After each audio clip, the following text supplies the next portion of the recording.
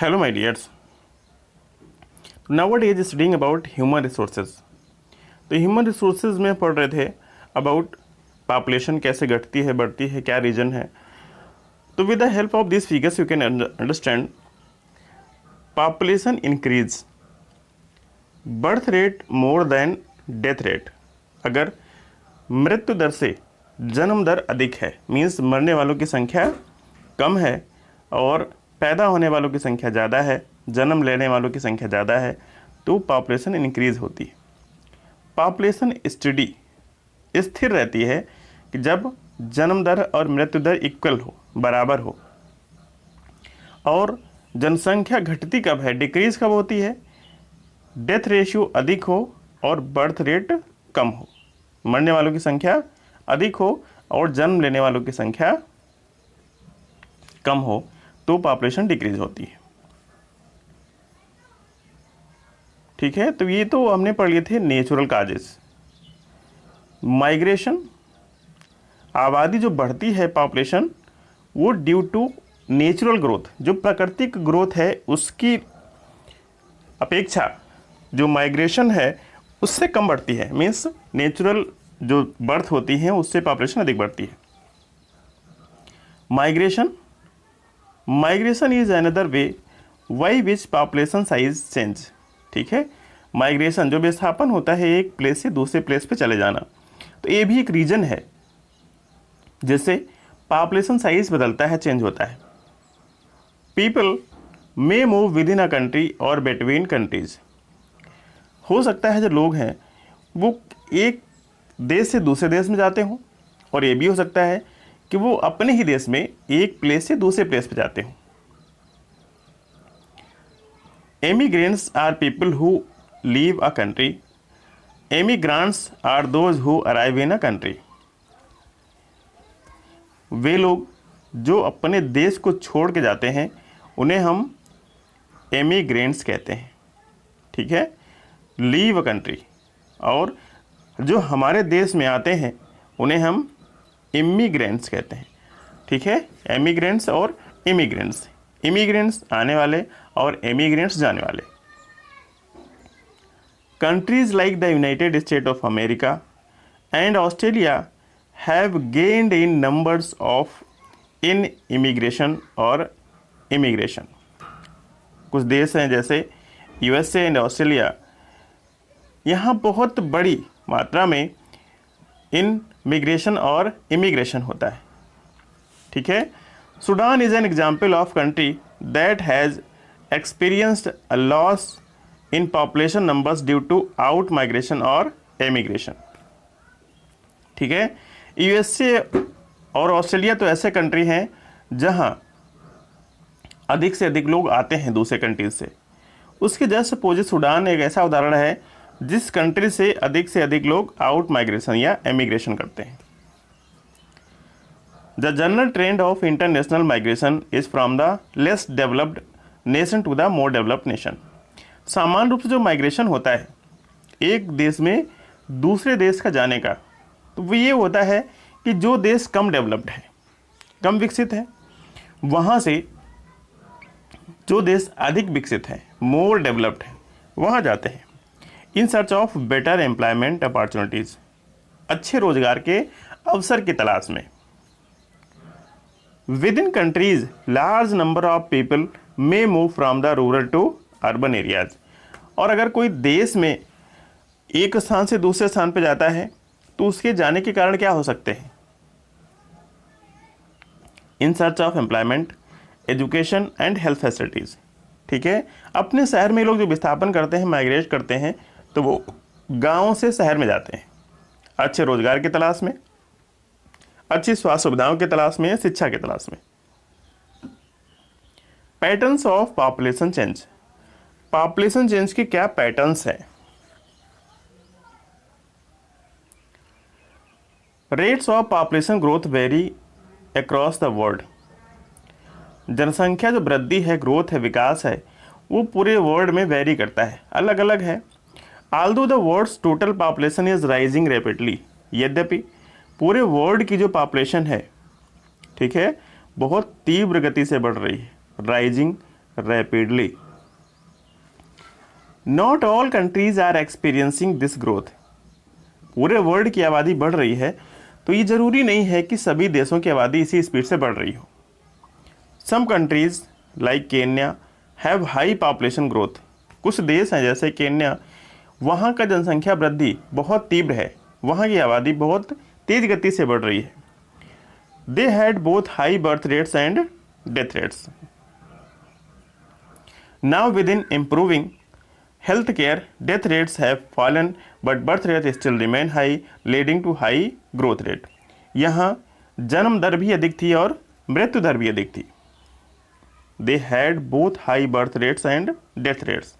लेकिन उन्होंने वहाँ की स्वास्थ्य सुविधा में क्या कर लिया है, इम्प्रूव कर लिया, सुधार कर लिया है. सो हुआ क्या है, डेथ रेट्स हैव फॉलन, मृत्यु दर कम हो गई है, बट जो बर्थ रेट थी वो अभी भी सेम है. ठीक है, तो इसलिए जो पॉपुलेशन ग्रोथ है बहुत ही तीव्र हो रहा है.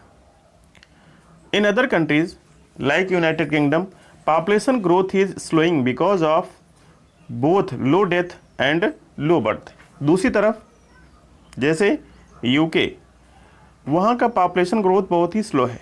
क्यों? Both low deaths and low birth. यहाँ जन्म दर भी कम है और मृत्यु दर भी कम है, इसलिए यूके जैसे देशों की आबादी की जो ग्रोथ रेशियो है बहुत ही कम है.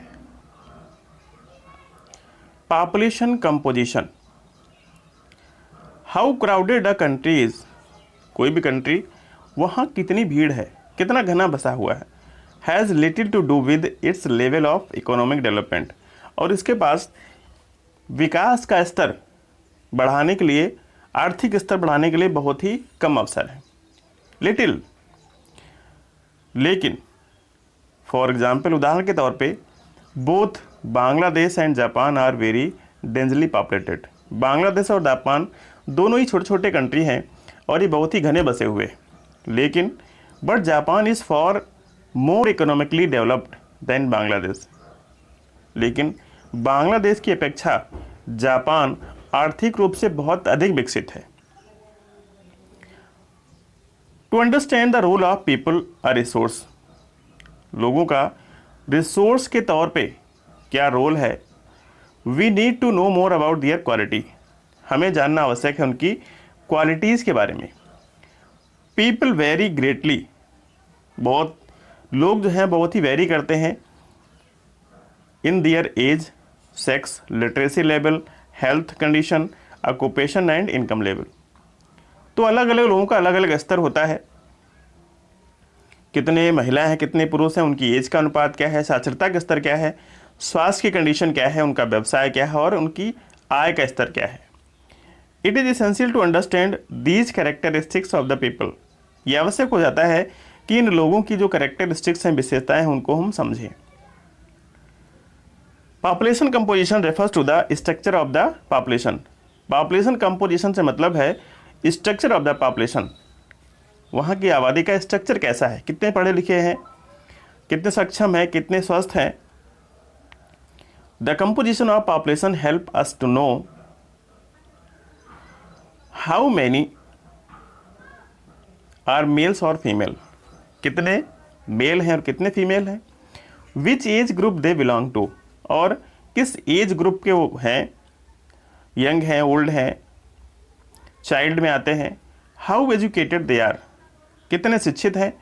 And what type of occupation they are employed in. किस प्रकार का व्यवसाय करते हैं. What their income levels. उनकी आय का स्तर क्या है, उनकी स्वास्थ्य की कंडीशन क्या है. An interesting way to studying the population composition. एक बहुत ही रुचिकर तरीका है कैसे हम पॉपुलेशन जो कंपोजिशन है उसको हम जान सकते हैं, उसके बारे में स्टडी कर सकते हैं. A country is by looking at the population pyramid, also called an age sex pyramid.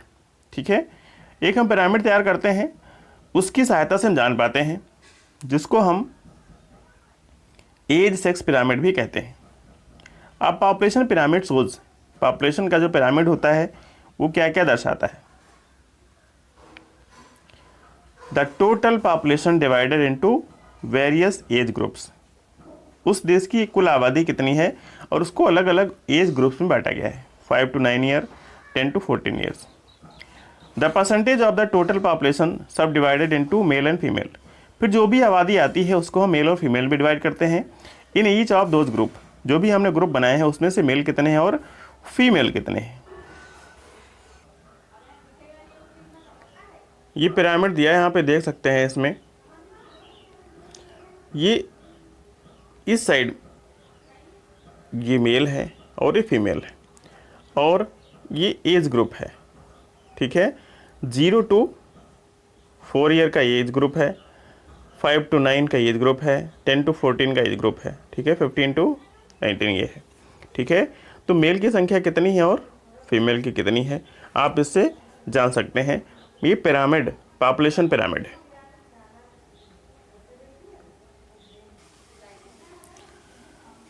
The shape of the population pyramid tells the story of the people living in that particular country।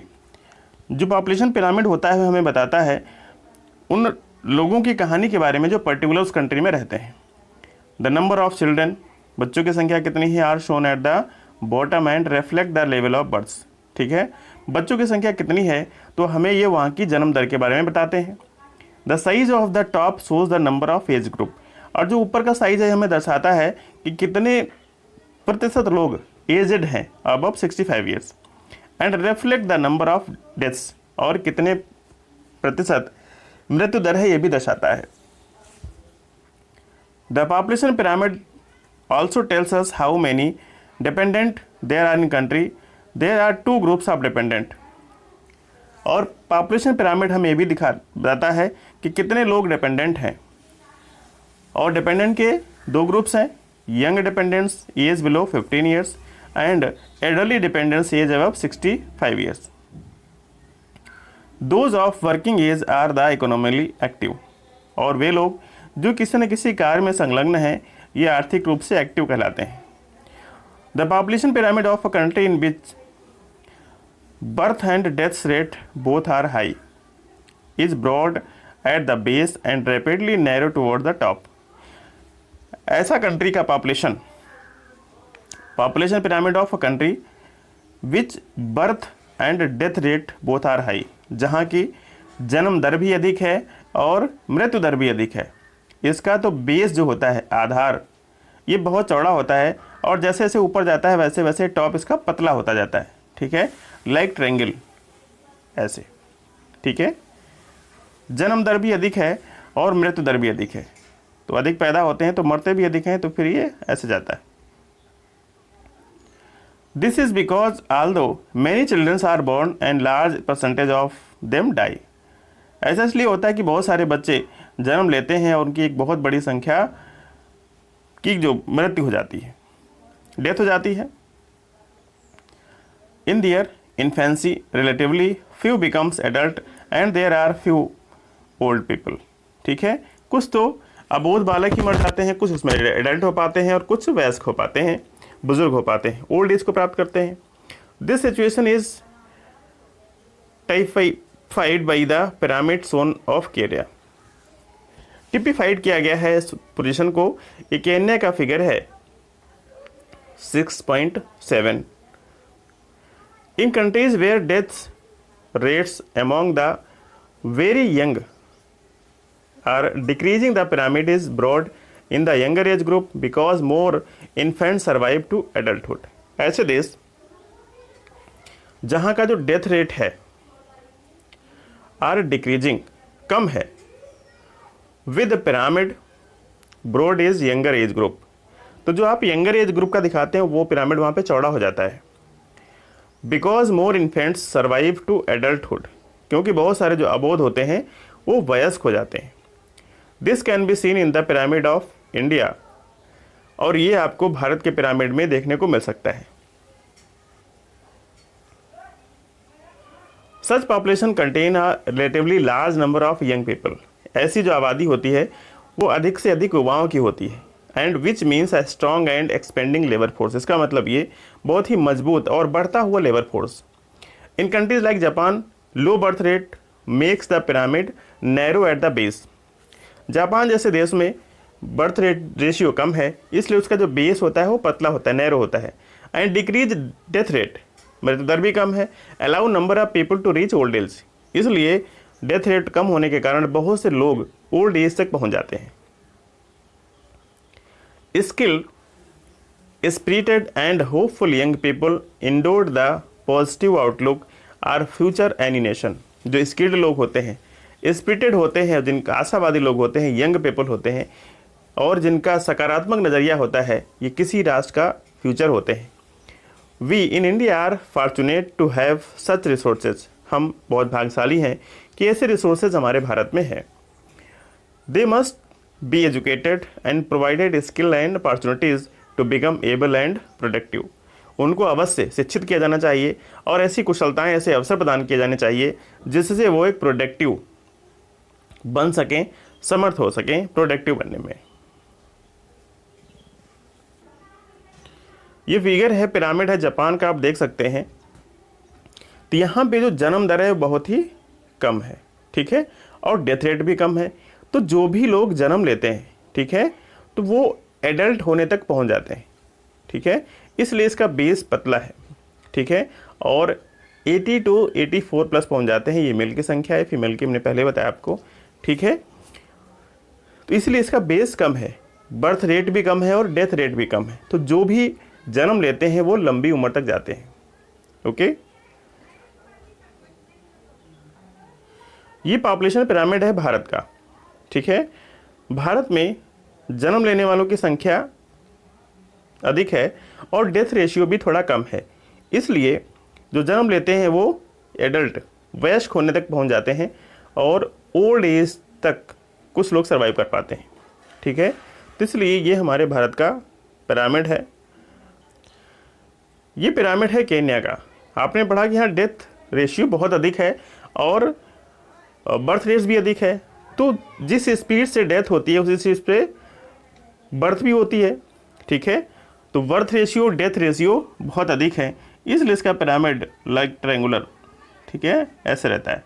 अगर यही death ratio और birth ratio equal होता है तो pyramid का shape कुछ like this ऐसे होता है, ठीक है। तो ये डिफरेंस है। तो इस प्रकार आपके चैप्टर नंबर 6 कंप्लीट होता है और कल हम इसके आपको नेक्स्ट वीडियो में क्वेश्चन आंसर लेके आएंगे। ओके।